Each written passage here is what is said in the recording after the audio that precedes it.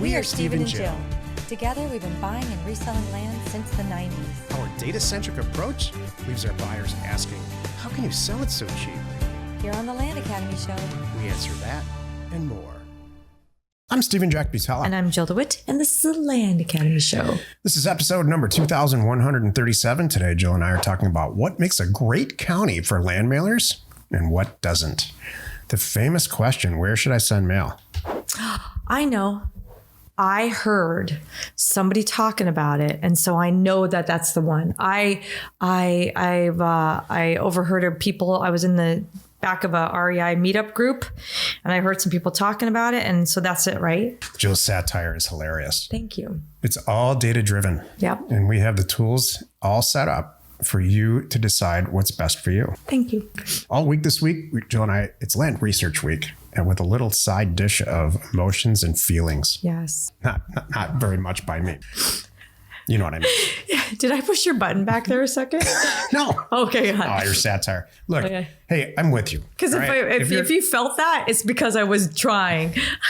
Just kidding. Where to send mail? Yeah. Emotions and feelings. Where do you send mail is a huge topic. It's one of the top 5 questions that we get. And people that I'll wait till we get into the actual episode, but yeah. It's a valid, heartfelt question. And the answer usually, it's one of those, grasshopper things. You already probably know where to send mail. And we'll talk about that in a second. Each day on the show, we answer a question from our Land Academy member Discord forum, take a deep dive into land-related topics by popular requests. All right. Ben wrote, "Hi, folks. I'm getting ready to send out my first mailer, and I've narrowed down several counties in Tennessee. I started trolling/fishing around there since I live in the area. Does anyone have any red flags with Tennessee? I know the influx to Nashville has been massive in the last few years, so I'm not sure if that makes this type of thing less successful, since everyone might think their land is golden now. I know someone said Georgia instituted some new no mailing solicitation laws, but I don't know of any in Tennessee. Thanks." So one of our members piped in here, which is really great. I saw some of this, and there's a lot more comments too. Yeah, there's a ton of comments about this, showing like you got to read this, and this debunks that, and don't believe this, and so yeah. So this one, Sweet Chris wrote, in 2023, Tennessee passed a bill that limits the amount of time a property owner can be contacted within a calendar year by a person making an unsolicited offer to purchase their property. In short, a property owner can file a complaint against you if you are found in violation, and you could be assessed a $1,500 penalty for violations. And here's a link. People still mail there. And if it makes sense to you to target areas in Tennessee, just be sure you work within the rules. Well, already right there, if there's a bill that limits the amount of time you can be contacted within a calendar year by a person for an offer, I'm pretty sure the limited time is more than one. You're putting yourself into I agree with you, Jill, yeah. But you're putting yourself into a situation of explanation. Why would a law be passed like this? Let's philosophically take a few steps back from the whiteboard. Abused, people getting hit over and over and over again by the same people. Yeah. This state, Tennessee, there's no way you could know this if you're new in this business, gets a lot of mail. Why? Because it passes the red, green, yellow test, which we're about to talk about in a second here. Mm-hmm. So. My answer is? Go ahead. I read it, make my own determination, and then do what I feel is best. Some people, kind of like what Chris said here too. I agree with Chris. Some people drive in a 55 mile an hour speed zone. Some people drive 55. Some people drive 65. It's the same situation here. Do we mail it? Leaving it at that. We have done a lot of deals in Tennessee. I love Tennessee. Does that mean it's a great place to do deals now? You're going to talk about that. Right. Thank you. Today's topic, what makes a great county for land mailers and what doesn't? There's 150 million pieces of real estate, 150 million plus pieces of real estate in this country, separate APNs.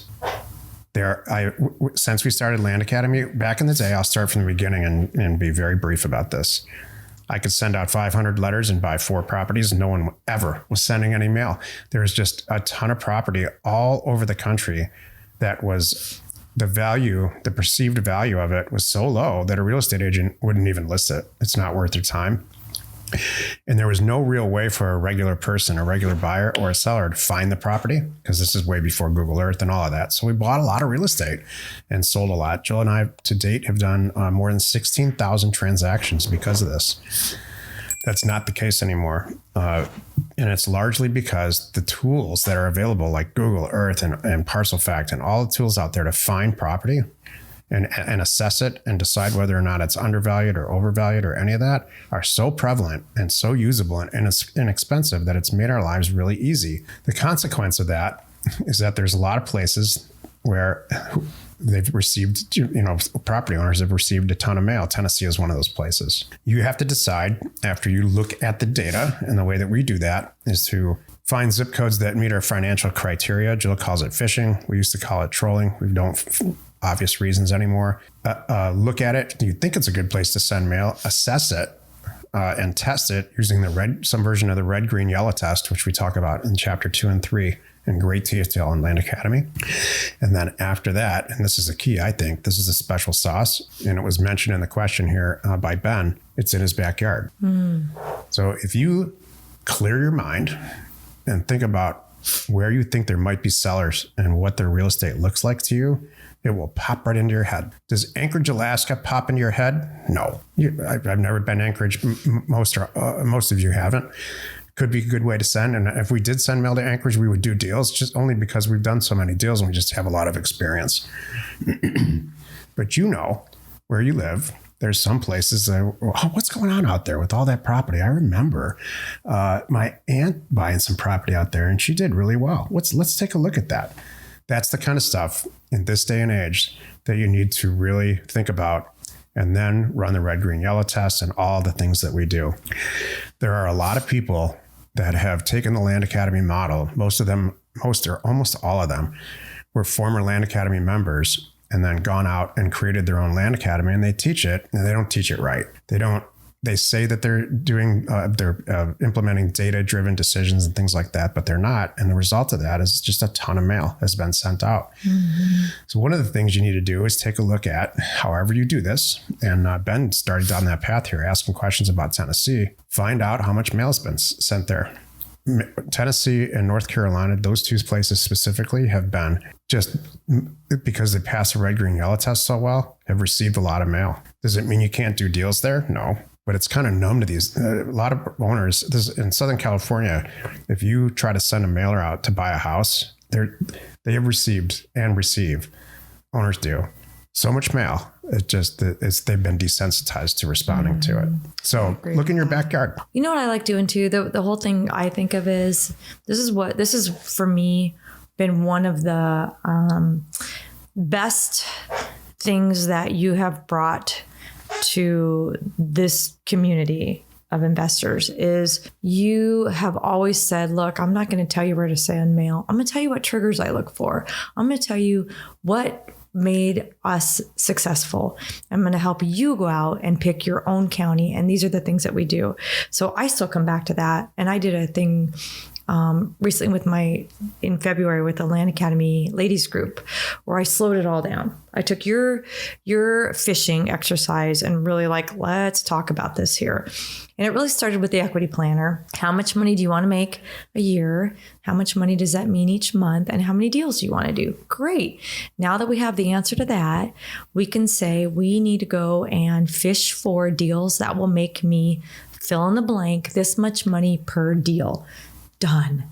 Now I need to know it. Now I know what to fill into Zillow or whatever thing I'm using.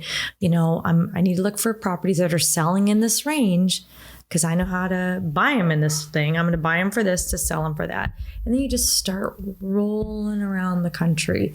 And that's, for me, the best thing here. And then I identify pockets and things like, I never would have thought of fill in the blank, upstate New York, or who knows what. I never would have thought of Minnesota like this, or this part of Utah, or, whatever it is.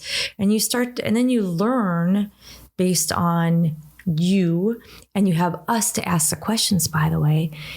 I'm thinking this is something that makes sense. Look at these properties. It's checking my boxes. It fills in what I need to do financially.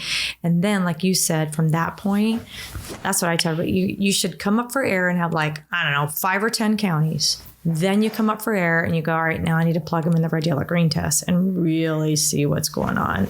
And then it's going to be pretty much black and white. This yes, this no. And then you mail away. And it's what Jill said. And on top of that, and I'll end the topic on this, is the more personal that you deliver, the first conversation that you have with the seller, will make all the difference in whether or not you buy real estate. I'll give you an example. True. Jill and I are coming up on the tail end of a 8,000 unit mailer in an area that we mailed because we spent a lot of time there over the summer. And it's not an area that I would probably have mailed, but and we're ending up doing a couple of deals there, really good ones actually. And we sent mail, and when these people called back, some of them were not so happy about getting the letter.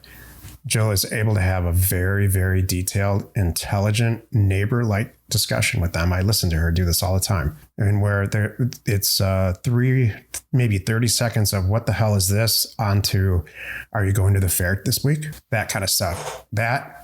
This business has come full circle from 1955. It's true. It was all when I cut my teeth and we were doing just 50 deals a week, literally. And we still do a very high volume, high profit margin deal. But what I'm seeing now is just old school on the phone, talking to people about their lives and whether or not they want to sell their land. So they trust her. After the first conversation, they trust her. So my point is, whatever place that you identify to send mail, your follow through on it, your neighborly follow through makes all the difference in the world. There's a lot of new people coming into this business because of what I said earlier that I think that this is a different version of day trading, and it's not. There's a huge personal element. Thanks. Join us tomorrow. Jill and I talk about making land investment decisions based on data versus feelings. Oh, that ties right into feelings and opinions. Here we go. You are not alone in your real estate ambition. We are Jack and Jill. Information and inspiration to buy undervalued property. We're all messed up. Where'd you go? I don't know. That was good. We hope you found our content valuable and we appreciate your support. If you have not already, please check out our channel and hit the subscribe button. And your comments and suggestions help us to create the content you're here for. Hitting the like button helps to support our channel's algorithm and gauge your interest for future shows.